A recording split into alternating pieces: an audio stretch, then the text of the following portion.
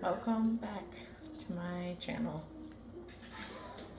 So last week I missed my regular Thursday. I'm trying to do a long format video. And then when I did do my long format video, my dumb microphone stopped recording. And it doesn't tell me when it stops, which is a little bit of a bummer because I talked for like 20 minutes. No, it was like 10. But I was talking about airway because I missed Thursday because my baby got his tongue tie cut. Tongue tie, lip tie, and buckle tie.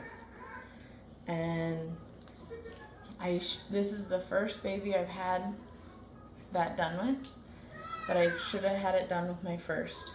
And that's kind of what I talked about in my first video. How I struggled with breastfeeding and I felt like no one was helping me. They kept telling me I just needed to toughen up and that he didn't have a tongue tie until I took him to the dentist. And she was like, oh, you probably didn't nurse him long. He's got a huge tongue tie. I was like, I'm still nursing him.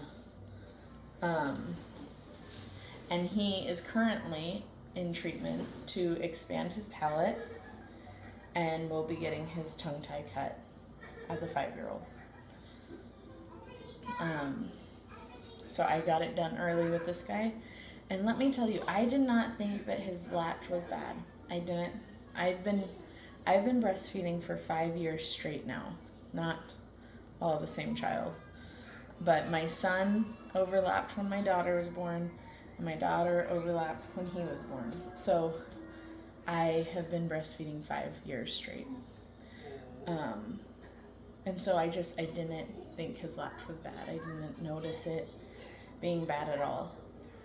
But since getting his tongue tie cut, I cannot believe that is what nursing is supposed to feel like. I had no clue that I would say I don't even notice him nursing now. And it makes me so sad that I struggled so bad with my first, because it could have been that easy. But I'm not gonna lie to you, it was really hard to hear because I couldn't be in the room with him when they did it, which I understand.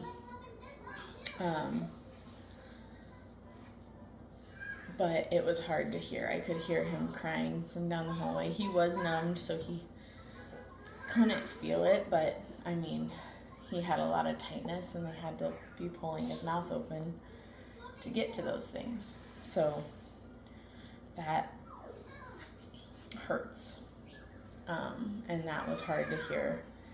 And then after the procedure, you have to stretch the wounds. You have to make sure they don't grow back just as tight. Because they will grow back, but the goal is that they grow back stretchy. So that function is still great. So we are on a week of doing stretches 4 times a day. And the first few days were so hard. I felt like I cried every time I was doing it. It feels so unnatural to do that to your child. But the benefit is so incredible that it's worth it, because you know that their health, their future health, really depends on their airway being able to develop as perfectly as it can. And my husband is he's in the mindset of like, if it's not broke, don't fix it. But something like this, it is broke. Just because it's common and you can get by, it's still broke. It's like if your chain fell off your bike, you can still get down a hill just fine. Your bike works great going downhill, but it's not gonna be what it should. And your airway is so important. Like, it develops your face, it affects your breathing, affects your sleep, and then in turn affects your brain, like, especially for young children. And so one of the like things that I find so fascinating about airway is if you look at like high schoolers from the 50s, 60s, 70s, they look like adults. They have these strong adult faces, strong features. And now we've got people that are just like permanent babies. They just always have a young baby looking face. And it's because your jaw is not developing as strongly as it should. And a lot of that is also to do with food. Because all of our foods are so soft now. We're all basically on an elder diet. Not all of us, but like there's so much soft food that your mouth isn't having to chew. Apples or applesauce. Baby food is pureed. Like everything is soft. Even like if you get a fast food hamburger, it's not as tough as if you made one at home. And your jaw needs those hard things to chew on to develop the strength. So eat hard food. Eat apples, eat whole apples, eat carrots, eat steak, eat hard foods. And that'll help. And it's so funny. I was thinking about when I think I was in middle school, there was like, it was like, have you ever noticed that there's no comfortable place to put your tongue in your mouth? I was like, that's weird. There is. It should be suctioned to the roof of your mouth. That's where your tongue naturally wants to be. And if it's not there, then you have some airway dysfunction. And the tongue tie is so, this was a little bit of a fight with me and my husband because he really didn't think the expander that I have on my son was necessary. But now a child's teeth should have space. All children's teeth should have space in between them. And if they don't, they have a smaller palate or something. Don't quote me. I'm not a doctor. This is just what I've learned. But all children should have space in between their teeth. And if they don't, their palate's probably narrow. And it's just something that if you fix it before you need to, if you help it to grow the way that it needs to, you won't need to fix it. And a lot of adults with sleep apnea, they could probably get rid of it by fixing their airway, which as an adult, it's a lot harder. It's still a can be a palate expander, but it's a lot harder of a process because as a child, your mouth is so soft that your tongue is the one doing all the work. It's forming everything. So it's one of those things that so here's a hot take that might get me in trouble. I think colic is a lazy diagnosis. I think that's a doctor not wanting to deal with you anymore. Of course there's a reason your baby's crying. I don't know what it is, but of course there is. And I think sleep apnea is the same thing. It's like, of course there's a reason you can't breathe at night. Let's figure out what it is, whether it's weight or your airway, maybe a combo. So I think the airway is so important, and it's one of those things. The airway has been a hard one for me as a parent because I've had a lot of pushback on it from everyone.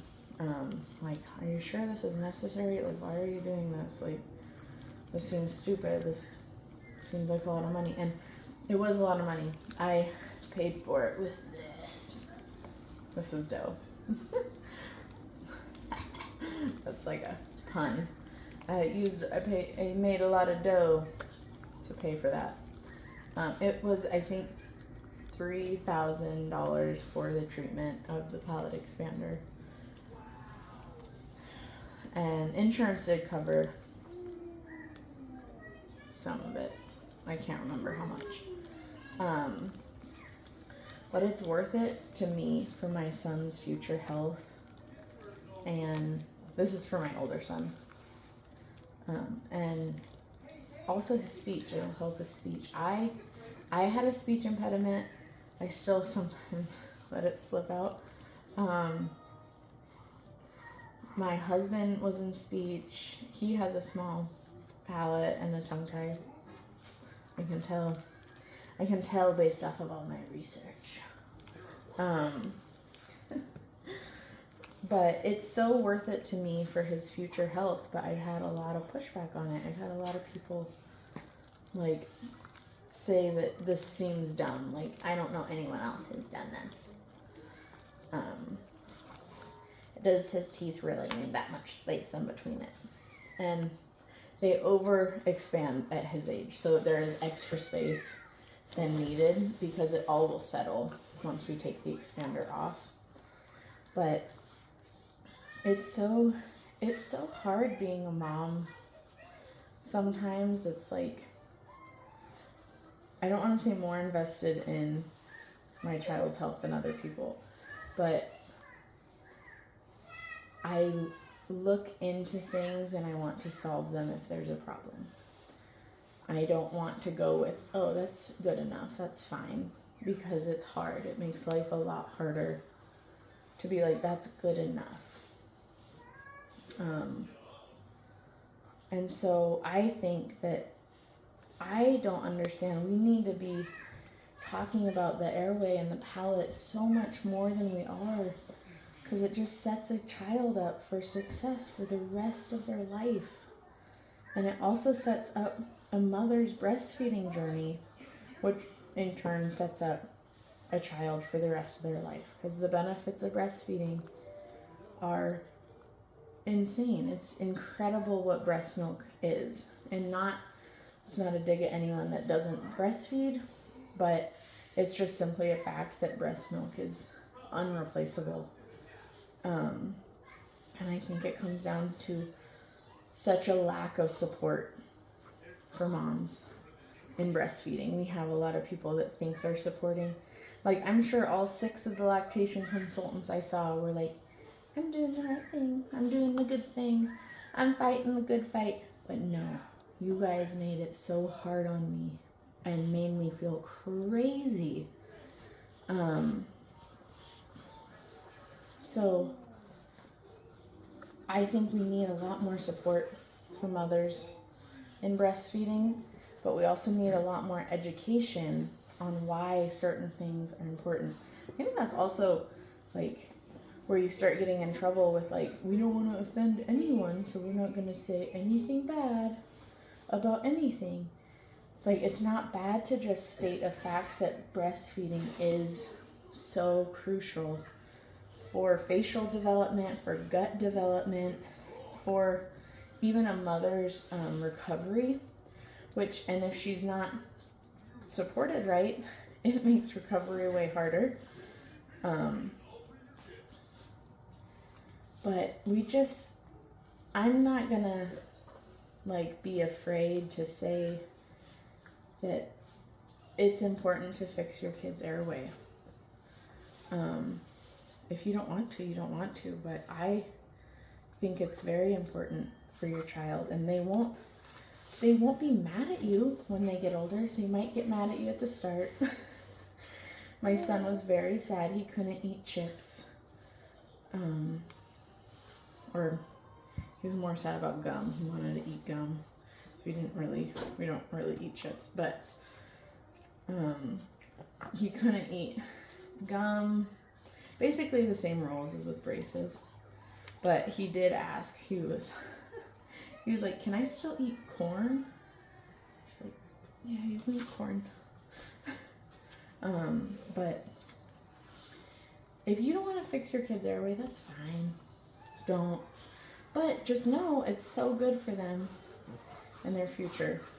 So there's my long rant why I missed last Thursday, because my baby got his tongue tie cut, because I would like to avoid the palate expander. And speech therapy and stuff when he's older. So when we know better, we can do better. So yeah, airway health, man, it's so important. Now let me make this dough so that I can pay for that crap.